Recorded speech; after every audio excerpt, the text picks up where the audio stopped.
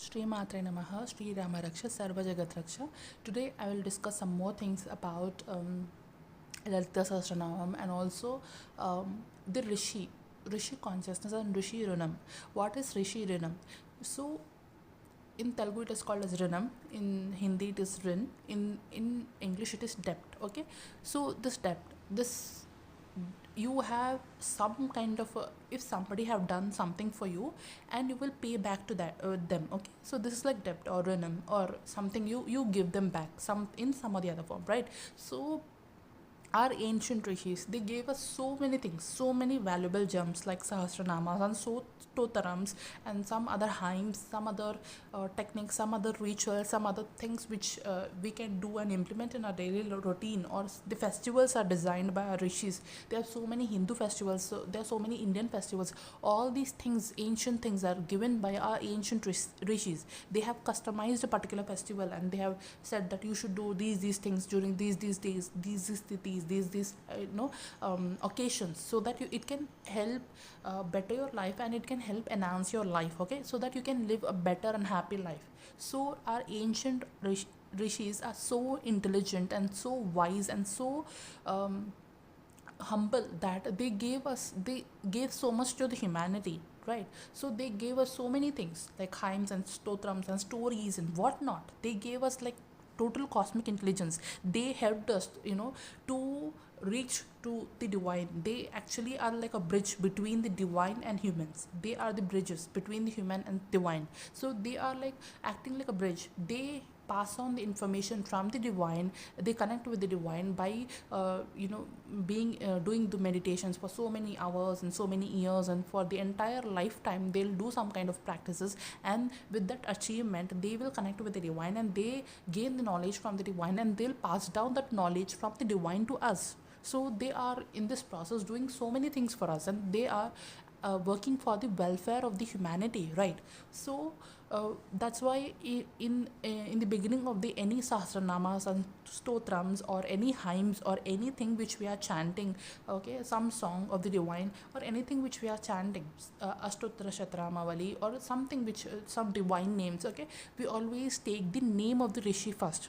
Why we are taking the name of the rishi first is to honor that rishi, to pay gratitude to that rishi, that rishi gave us that stotram or that sahasranama or that valuable knowledge by which we can take benefit and by which we can change our lives, right? So that's why we have that that it is custom, the custom that we always take the name of the rishi who gave that stotram or who gave that information to us. So it is like we are paying gratitude to that rishi. So always and always, you not only just randomly mechanically doing the stotrams and all these things, but also try to see which rishi gave this one and pay gratitude to that rishi. Because if you are doing any kind of stotrams or any kind of a practice or any kind of a song or any kind of a namakam, astakam, something, so you always know who gave this to you. So you always pay gratitude to those people or those rishis. So for example, if I talk about the Lalita Sahasranama, so in this they are like in my previous topic, I in the game of karma video I talked about Haigriva, right? I told you that there are two Haigrivas. One is Haigriva Rishi, okay? They are different whenever there are so many different timelines, okay? So according to that timeline, that incarnation of God Vishnu happens in to which will be suitable for that situation, okay? So the Haigriva and Haigriva Asur and Haigriva Narayana avatar is I already told the story of that avatar and that story, right? You can listen to that and you can understand it in that video. But here, when the Haigriva Rishi came, okay, so whenever in that story, in my previous story, I told you that whenever there is a knowledge, where the Haigriva Asur, what he did, he want to steal the Vedas, he want to steal all the 4 Vedas from Brahma when he was sleeping, and he want to so that he doesn't like this Haigriva Asur, he's like he doesn't like the knowledge and wisdom to spread into the humanity. He doesn't want Vedas to come out, so he want, because his mother is also his mother is also like in Asuri Kula, so they don't want Haigriva Asura, he don't want the knowledge to come out, he don't want that knowledge to spread, because he is that kind of a Asur who thought that when there is no knowledge, so people won't be connected to the divinity. When there is no knowledge, when there is an absence of knowledge, then they will be avidya everywhere, and they will not take the right actions, they will do all wrongdoings, and they will listen to the asuras, because the absence of the knowledge is like asura, the presence of the knowledge is Srividya. Okay, the presence of the knowledge is Haikriva. So it's like the presence of the knowledge is divineness, the absence of the knowledge is the darkness. Okay, that's why this andhakara, if you want to remove this andhakara, how you can remove that andhakara or darkness, it is by the light of the knowledge, by the light of the wisdom. Whenever you see that if you don't if you feel like if you have any problem in life, first the thing what you want is knowledge to solve that problem. Only when the knowledge comes in, then you will understand how to solve that problem. So knowledge is very important, the wisdom is very important. Where there is wisdom, there is full light, there is no darkness. So it's like you can shut off the darkness, you can eliminate the darkness by a weapon called as knowledge, which is light. So Haigriva is God. Haigriva is that embodiment of knowledge, and Haigriva Asur is the embodiment of that darkness. So Haigriva Vishnu is the Vidya, okay, and Haigriva Asur is Avidya. So this is all the story of Haigriva Rishi and Haigriva Asur. So when we keep this aside, it happened in a different timeline. But again, when the there is another rishi called as Agastya Rishi. Okay, Agastya Rishi, he used to live near Kashi and stuff. So he used to live in the North India. So he was doing his regular practices and regular rituals and all those things. So what happened is, there was a mountain, and I don't know the name of the mountain, I don't remember it, and if somebody knows, you can comment it in the comment section below. So there was a mountain, it was growing every day, it was growing and growing and growing and growing. It is not at all stopping its growth. So because it is growing so much in height, it is stopping the sun rays which have to fall, okay, which have to fall in the entire places, in all over places. So what is happening is, this mountain is stopping that sun rays to pass, and everywhere it is the shadow of the mountain, but nobody can can receive that sun rays. So what happened is, then divine beings, the devas, they all planned, and they sent Agastya Rishi to go across that mountain, so that mountain will listen to the Agastya Rishi. In those days, olden days, everybody used mountain is also mountain is also a form of a god. Okay, so I think it is Mahendra Parvat or something, I don't remember, I'm really sorry. So there is a mountain there, so he is also a god, mountain god. So he was growing and growing and growing, he is not letting that sun rays to fall onto all over places. So this Agastya Rishi, he devas and all those people, they decided that Agastya Rishi will pass that mountain, so that mountain will not grow, and what happened is, now the sun rays can fall to all over places like normally. Okay, so everything will come back to normal, and everything will be in balance. Because of the growth of the mountain, things are getting into imbalance in the creation. So that's how Agastya Rishi, they have decided to send the Agastya Rishi to cross that mountain. And the mountain is like I told you, in the olden days, they will respect rishis, and although the rishis are very, very powerful, okay, they will respect rishis and they will listen to the rishis, not like us. Okay, we don't even listen to our elders. So that day elders are also different, that day juniors are also different. Okay,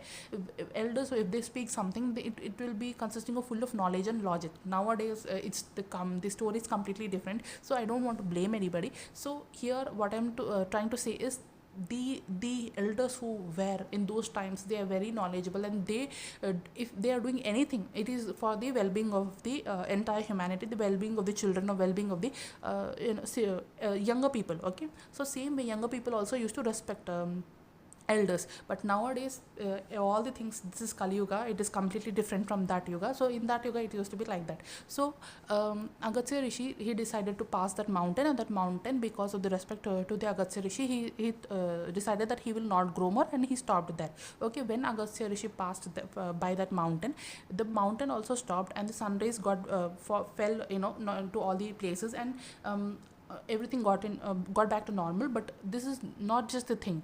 The divine has more plans for Agastya Rishi. Divine wanted to send Agastya Rishi to South India. So that's how the entire story of the mountain was growing, and all these things happened because the main motto of was to send Agastya Rishi to South India. He was very happily, nicely, being there in the Kasi. So, but because of all the things, he had to go to South India. In South India, where did he go? He went to the place near the Kanchi Kamakshi temple, which is in Tamil Nadu. So he went to there some place. I don't know the exact place. So somewhere near Kanchi Kamakshi is grid point. Okay. So when Agastya Rishi went to South India, so Agastya Rishi and some other Rishi, they were having like conversation. What will happen? What can we do for the humanity? Humanity is doing so many mistakes now. You guys, there are different types of things which are happening.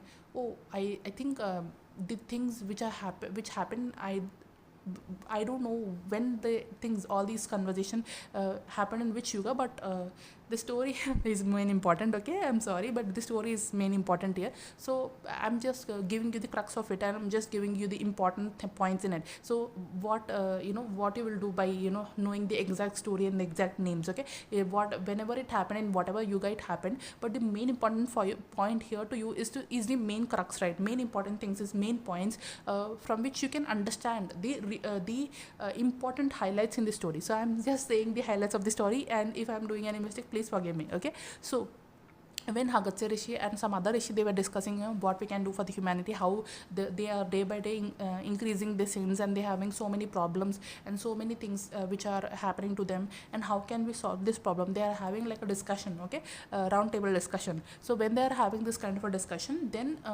Haigriva Rishi happened, and Haigriva Rishi he appeared, and he told Agastya Rishi to do this Sri Vidya and all those things. So he gave the procedure and everything. He gave like Lalita Sahasranamam to Agastya Rishi. He explained what will happen, and Palastruti, and what will happen if you do Lalita Sahasranam, and all those things he told to Agastya Rishi.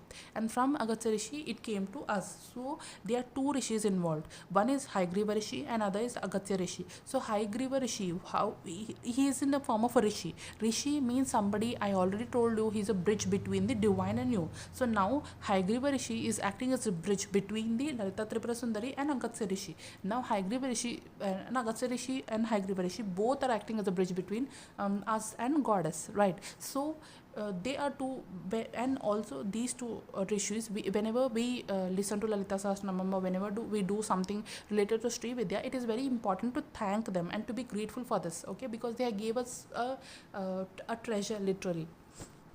So that's when, to give the Agastya Rishi this treasure of Lalita Sahasranamam, Vishnu, Sri Mahavishnu or Narayan had to take the form of Haigriva Rishi, somebody who is Rishi, somebody who is knowledgeable, somebody who gives us that jnana, somebody who provides us with that wisdom. Okay, so that's how Vishnu took the form of Haigriva, who was the embodiment of Vidya. Okay, so who was the embodiment of a guru, who was the embodiment of the teacher, the divine teacher. So that's how Vishnu took the form of Haigriva, the divine teacher, when he had to give the Lalita Sahasranamam to humanity. So that's how the avatar of Vishnu, Haigriva avatar of Vishnu, happened again during when the Devatas and Lalita Tripura Sundari herself decided that now this Lalita Sahasranamam will also go to the earth realm. Okay, so that's how it came down to us, and that's why it is very important for us to thank them. So you don't have to do something special for them. Okay, one simple thing you can do is, whenever you recite Lalita Sahasranamam, you can just say that this came to Haigriva Rishi, Agastya Rishi. You can take their names, okay, and you can say the thank you Agastya Rishi, thank you Haigriva Rishi, in your own words, like nothing like you cannot do like Sanskrit special words or things, some special mantras. No, just by simply connecting with them and just by feeling that gratitude within your heart, that thank you for giving this beautiful treasure to us. That's most important. Even in whatever language you say, the most important thing is how you connect with them with your feeling. If you're feeling that gratitude for them to for giving this beautiful sahasranamam to us, that then that goes faster than doing the specific rituals and specific things for them and showing the gratitude and doing all that hangama and etc. So what I mean to say is just pay your gratitude sincerely, feel that gratitude within you for towards them for giving us this treasure, and that will open more gates in your life for that knowledge to come. Okay, so those of you who can understand this, they will understand this. Okay, so you will really see miracles in your life. Okay, they will, if you pay gratitude to somebody, if you say thank you to somebody, they'll feel happy and they'll give you more, right? So the law of universe works here. When you are in the gratitude mode, when you are in the gratitude zone, universe will give you more. If you are thanking universe for whatever you have, universe will give you like, okay beta, you're thanking me, I'm really happy, you take more, so universe will give you more. So same way, when you pay thanks to the rishis, okay, Haigreva Rishi, Agastya Rishi, or any rishi, before reciting any sastranamas or mantras or stotras, whichever rishi gave that to you, if you are being grateful for that rishi, then they'll give you more, they'll give you more knowledge, they'll say, okay, you are happy with the Lalita Sahasranam, okay, I'll give you more secrets about it, I'll help you, get into know about the Lalita Sahasranam, I'll help you more to know more about Sri Vidya, I'll help you to know more about the goddess. So they'll help you more. Okay, so whenever you pay gratitude to somebody, they will help you. So you can sincerely feel gratitude towards the Haigreva Rishi and Agastya Rishi for giving you this beautiful treasure, and also to the people who gave you this, through whom you got this. Okay, for example, you know nothing about Lalita Sahasranama, but somebody from you bought some book, okay, randomly some book, and in that book there is Lalita Sahasranama. You pay gratitude that to the divine, that the divine gave you that book. You pay gratitude to the person who wrote that book, or if you got the Lalita Sahasranamam, if you listened about or heard about the Lalita Sahasranamam from YouTube, okay, you never know, you have not known anything from about Lalita Sahasranamam, but suddenly some YouTube channel came in front of you, okay, and some YouTube video came in front of you, and it is written Lalita Sahasranamam, and you don't know anything about Lalita Sahasranamam,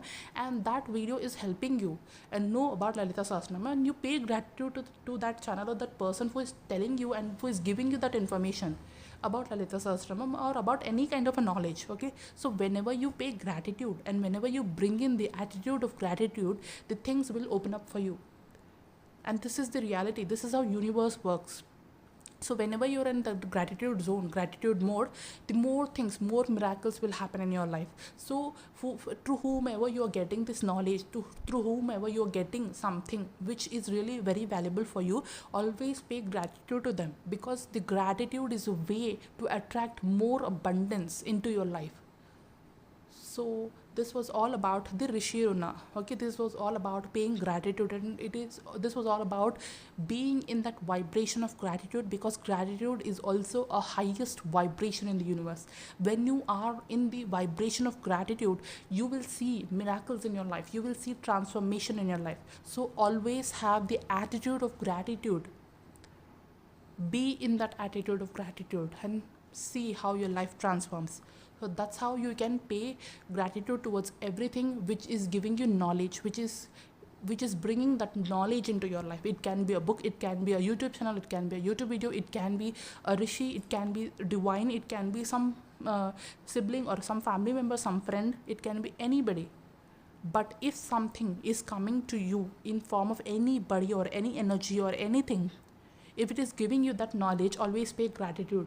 That's how you do finish that Rishi Rinam. That's how you pay gratitude to that Rishi. Rishi means nothing but in another word, if I want to define Rishi means embodiment of that knowledge. So if in any vessel, if there is knowledge, the vessel can be anybody. The vessel can be a person, a book, a YouTube channel. The vessel can be anybody.